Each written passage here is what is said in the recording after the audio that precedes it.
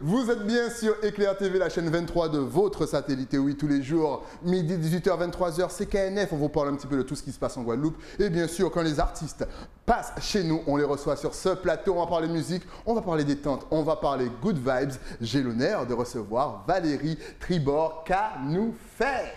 Nous là, bonjour Stylie. Ah, ça me fait plaisir de te recevoir. Surtout quelqu'un qui connaît mon nom, ça me fait plaisir. Et en plus, elle n'est même pas d'ici, elle nous vient de la Guyane. Et tu es donc de passage en Guadeloupe. Exactement. Donc on va faire un petit, avant de commencer, savoir pourquoi tu es là, parce qu'on sait pourquoi tu es là. On va faire un petit flashback sur ta carrière. Donc tu nous viens de la Guyane. Exactement. Tu as commencé très jeune, tu as plongé très jeune dans l'univers de la musique. Ouais. Qu'est-ce qui t'a intéressé dans ce milieu? Tu as toujours su que tu voulais être chanteuse? En fait, je l'ai su très tôt. Ouais. Je l'ai su très tôt. On m'a posé la question de savoir si déjà enfant je le savais. Pas sûr, mais en tout cas, il y avait véritablement quelque chose ancré en moi qui me parlait, qui me disait que la musique m'appelait quelque part. Ouais. Donc j'ai commencé à faire du piano à l'âge de 11 ans, comme beaucoup d'enfants qui commencent d'ailleurs peut-être un peu plus tôt.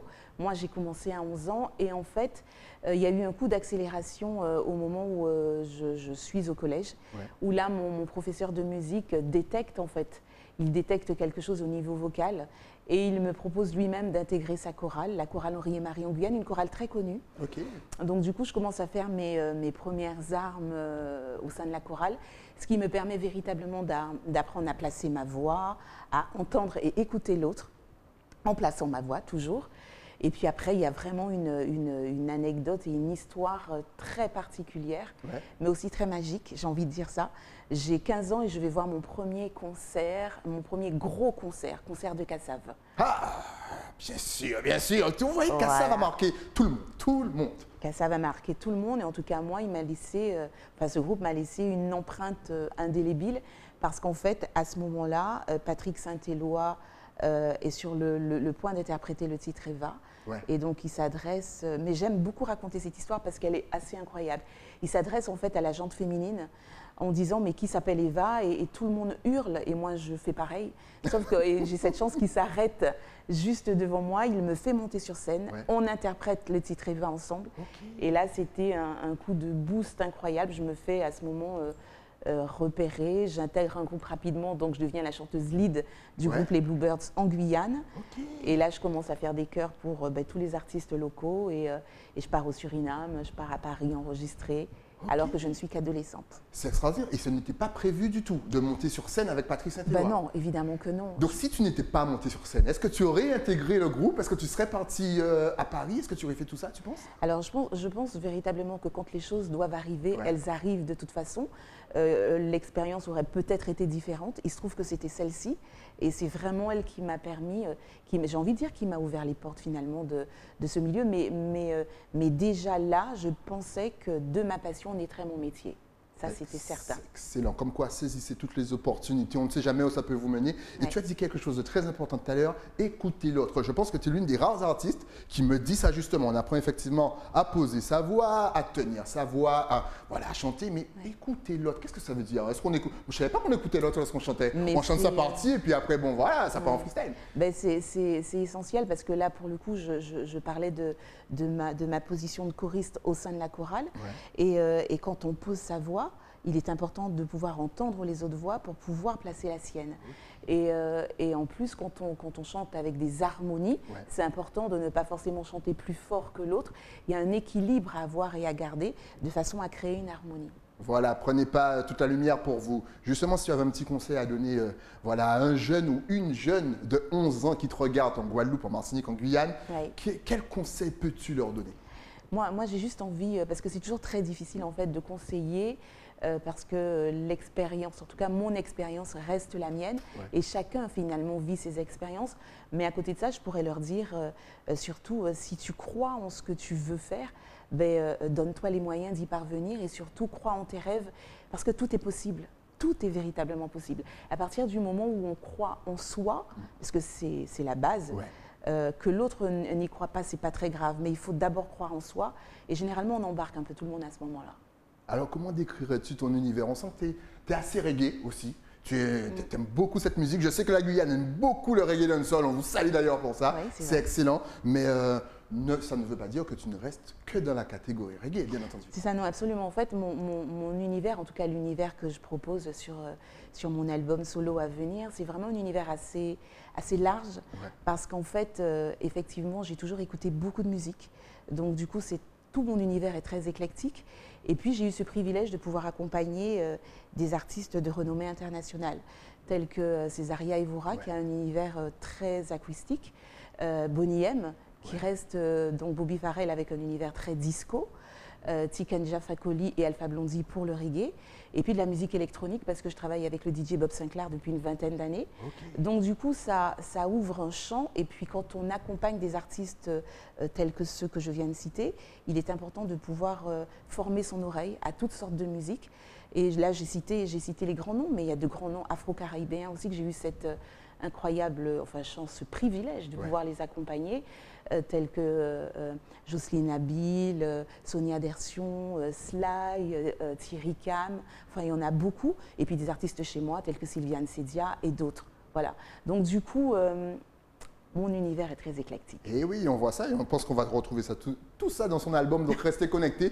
Vous connaissez déjà le principe de l'émission. À la fin de l'interview, on va vous donner toutes ces adresses sur les réseaux sociaux et même sur YouTube. Vous pourrez aller, peu importe là où vous êtes, vous cliquez, vous likez, vous partagez. Justement, comment est-ce qu'on arrive à s'adapter à tous ces styles? Parce que là, tu nous as donné des noms, mais c'est vraiment un style différent à chaque fois. Est-ce que pour nous, c'est-à-dire personne venant de la Guyane, de la Martinique, de la Guadeloupe et même de la Réunion, c'est un petit peu facile puisque finalement, nous, depuis petit, on écoute un petit peu tout?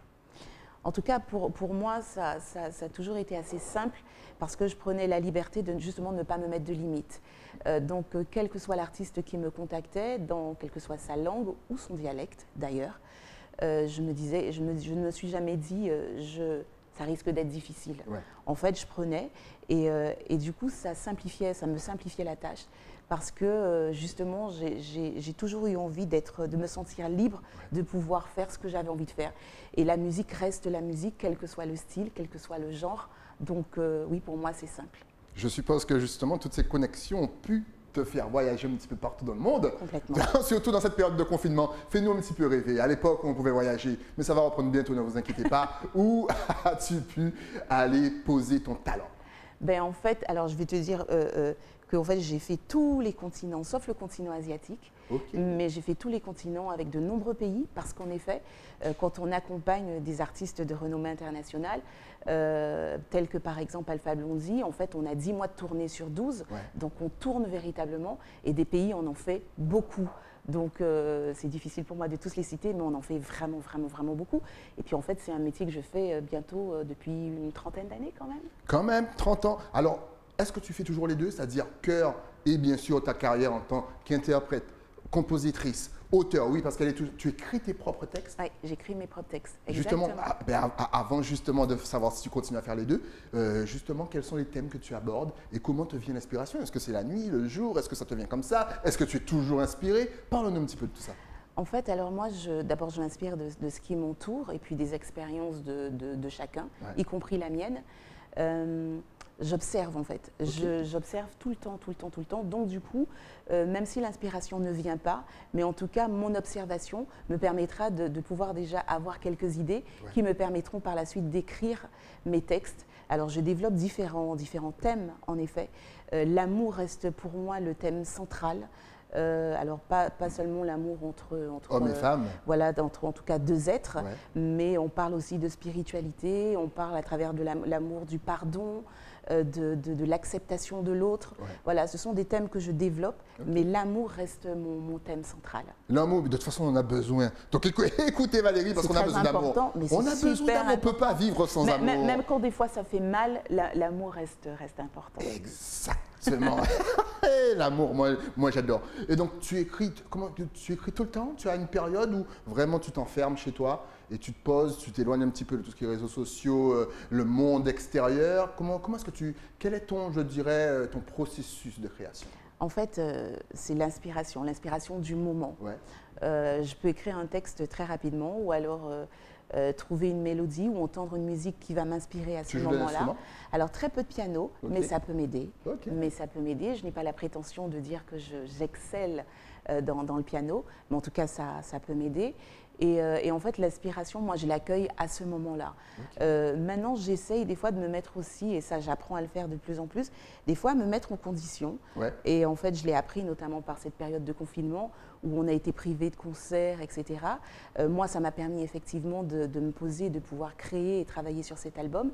Et donc, un peu plus maintenant, me mettre en condition, me poser et me dire, bon, aujourd'hui, je vais écrire. Voilà. Ok.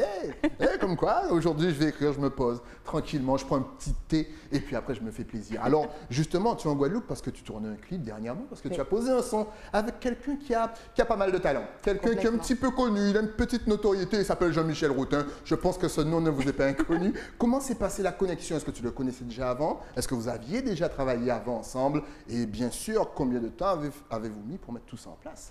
En fait, Jean-Michel et moi, on se connaissait effectivement parce que j'ai eu l'occasion de venir en Guadeloupe accompagner différents artistes. Et donc, du coup, je faisais partie d'un groupe qui backait tout un plateau d'artistes dont Jean-Michel faisait partie. Ouais. Mais à côté de ça, Jean-Michel, ça a toujours été un artiste que vraiment j'appréciais beaucoup parce que j'ai toujours pensé qu'il avait justement cette envergure internationale dans sa musique qui me parlait du coup. Donc j'ai toujours nourri l'envie un jour de pouvoir travailler avec lui. Donc je l'ai formulé à mon équipe, Ok. j'en ai parlé, donc Jean-Michel a été contacté de cette façon-là et très naturellement il a dit oui et ça m'a profondément touchée. Ah, voilà, vous avez pu voir justement la petite photo des deux artistes. Le clip arrive bientôt, à l'heure à laquelle on enregistre l'émission. Mais voilà, les deux artistes ont tourné le clip hier. Donc vraiment, restez connectés encore une fois. On va vous donner les YouTube, les Facebook, il y a tout ce qu'il faut à savoir. Justement, quel autre featuring? Il y aura des featuring sur ton prochain album? Absolument. De mondes divers et variés aussi? Alors, de mondes divers et variés, en effet. D'abord, le premier featuring, ça a été celui avec ma sœur, Ouais. Briga, donc avec Marie-Paul Tribord, le deuxième avec Jean-Michel. Et puis, j'ai envie de laisser des surprises comme ça planer, parce que c'est important aussi de pouvoir créer la surprise. Exactement. On sait ce que ça peut générer. Donc, en effet, j'ai des featuring, et notamment avec un artiste ivoirien et un artiste réunionnais. Donc voilà, mais de belles surprises en tout cas. Quelle est la place de notre musique? Et là encore, quand je dis notre, c'est vraiment tout le monde, Guyane, Martinique, Guadeloupe, Haïti même, et même la Réunion, dans le monde, au monde international. Quand tu te promènes en France, quand tu vas peut-être performer aux États-Unis, est-ce que tu as de bons retours? J'ai toujours de bons retours. En effet, les retours sont toujours très positifs. Donc ça ne peut que conforter en fait dans ce qui peut se passer, ce qui va se passer. Ok. Alors tout à l'heure, j'allais te poser une question justement sur ces deux métiers. Il y a le métier de choriste, Oui. qui est un métier vraiment à part entière. On a souvent l'impression que voilà, c'est facile à faire. Et c'est pas facile à faire. Et donc le métier de chanteuse, interprète, compositrice. Est-ce que tu continues à faire ces deux métiers? En fait, comme je te le disais tout à l'heure, Stylie, en fait, j'ai d'abord commencé véritablement quand je me produisais avec le groupe en Guyane, les Bluebirds. Ouais. J'étais déjà chanteuse lead. Donc en fait, j'ai vraiment commencé à être chanteuse lead.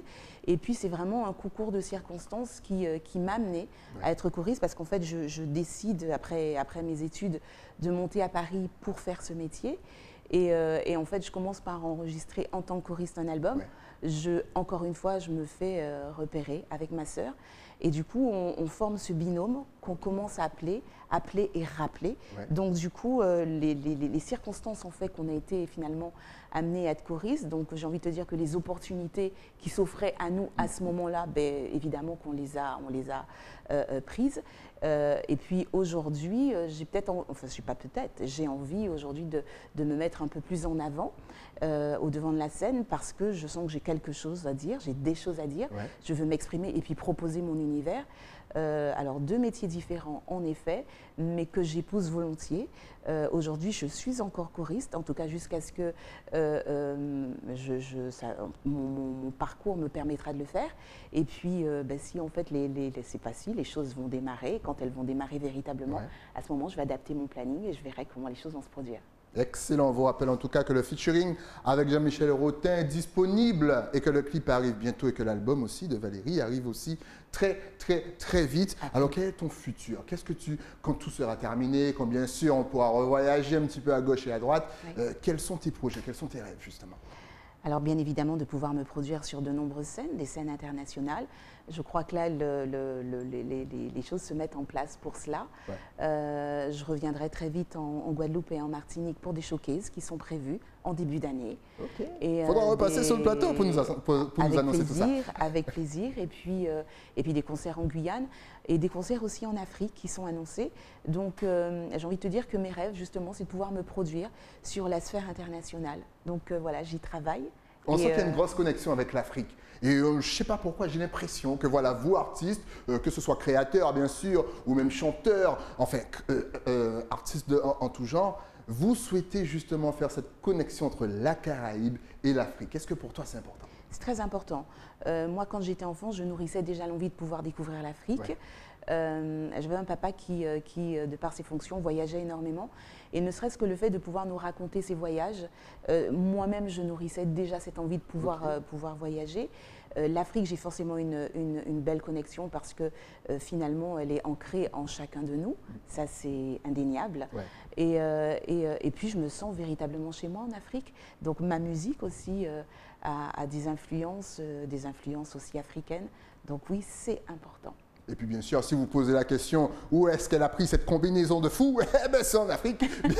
Exactement, et Abidjan en particulier. Et tu travailles toujours avec la même équipe, c'est-à-dire les compositeurs ou même les clips qu'on peut voir depuis tout à l'heure. Tapez Hello Sunshine sur YouTube, vous verrez, c'est génial. Est-ce que tu travailles toujours avec la même équipe ou est-ce que tu changes toutes les années, histoire de voir un petit peu de choses nouvelles? Alors, de manière générale, je suis très fidèle. Je suis très fidèle. Important. Donc, ça manque, hein, voilà. La fidélité. La fidélité est importante. Donc, du coup, je m'entoure d'une équipe qui est toujours autour de moi.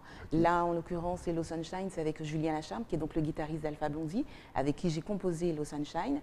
J'ai également Lister Désir aussi, avec lequel je travaille, un musicien avec lequel je travaille depuis de nombreuses années. Alex Poignet, Mike Clinton de la Guadeloupe, justement. Ouais. Mike, on se connaît depuis une trentaine d'années. Et pour moi, alors au-delà du fait qu'on puisse faire le même métier, il y a véritablement une amitié qui nous lie. Et donc, naturellement, voilà, il est juste à mes côtés. J'ai Comba Bello également, qui est un artiste avec lequel je travaille depuis longtemps. Ouais. C'est juste à l'époque d'Oliver Ngoma. Donc voilà, il y a vraiment des personnes qui restent autour de moi. Et au niveau du clip, je sais que vous, artistes, vous aimez bien avoir un petit regard justement. En même temps, vous êtes dans le clip et c'est vous qu'on va voir, donc c'est un petit peu normal. Mais est-ce que tu te laisses totalement guider par ton équipe pour faire le clip ou est-ce que tu touches au niveau du scénario, tu donnes ton avis, remanies un petit peu le clip? Est-ce que ça t'arrive de t'intégrer dans tout ça? Je m'intègre totalement parce que je suis très active et puis je pense qu'aujourd'hui, plus que jamais, il est important qu'on ait un regard sur notre image. Ouais. Et donc oui, généralement, je donne les idées du scénario, je l'écris aussi et puis je partage parce que moi, j'aime beaucoup être dans le partage aussi des idées, ce qui nourrit et puis finalement donne un bon produit en général.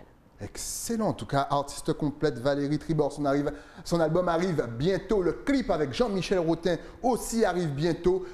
Mais si vous voulez voir ce qu'elle fait, eh bien, est-ce que tu es connecté sur les réseaux sociaux? Est-ce que tu as Facebook, YouTube, Instagram? Est-ce que tu as tout ça? De toute façon, ça va s'afficher juste Exactement. Suivez-moi sur tous les réseaux, partagez, likez. Venez bien évidemment découvrir les clips parce qu'il y a de très belles images. Et puis, c'est aussi une façon pour moi de pouvoir faire découvrir mon pays, la Guyane, parce que justement, les 2 derniers clips ont été tournés chez moi en Guyane, que j'ai produit d'ailleurs.